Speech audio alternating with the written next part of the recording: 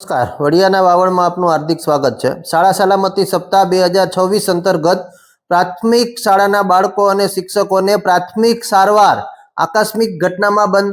ઘટના સમયે જરૂરી પ્રાથમિક સારવાર અંગેની માહિતી અને માર્ગદર્શન આપવામાં આવ્યું હતું। ગુજરાત સરકાર અને ડિઝાસ્ટર મેનેજમેન્ટ સેલના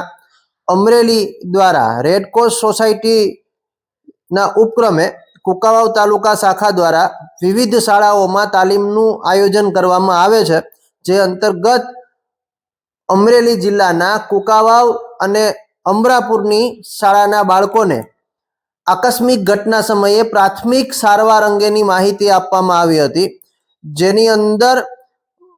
રોજિંદા જોખમો, પાણીના જોખમો અને માર્ગ અકસ્માતથી બચવાના ઉપાયો, રક્તસ્રાવ, ઈજા સમયે લોહી વહેતું અટકાવવા માટેની સાચી પદ્ધતિ અને પાટા બાંધવાની રીતો,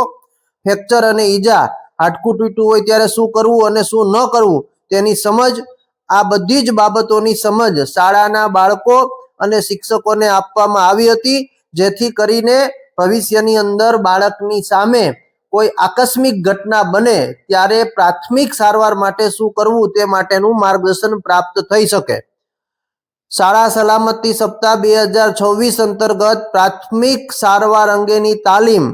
વડિયા કુંકાવાવ તાલુકાના કુંકાવાવ અને અમરાપુરની પ્રાથમિક શાળાના બાળકો અને શિક્ષકોને આપવામાં આવી હતી। ગુજરાત સરકાર અને ડિઝાસ્ટર મેનેજમેન્ટ સેલ દ્વારા આયોજિત શાળા સલામતી સપ્તાહ 2026 અંતર્ગત ઇન્ડિયન રેડક્રોસ સોસાયટી કુંકાવાવ દ્વારા આ તાલીમનું ભવ્ય આયોજન કરવામાં આવ્યું હતું। આકસ્મિક ઘટના સમયે પ્રાથમિક સારવાર કઈ રીતના આપવી, કઈ કઈ બાબતો ધ્યાનમાં રાખવી, આ તમામ બાબતો વિશે બાળકોને માહિતગાર કરાયા હતા।